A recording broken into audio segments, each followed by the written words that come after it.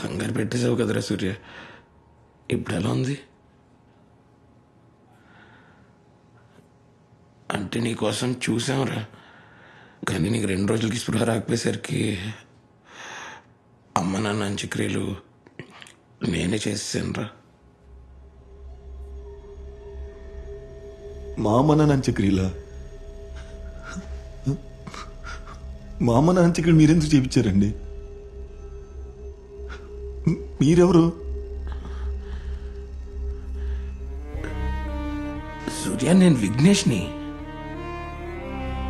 Vignesh?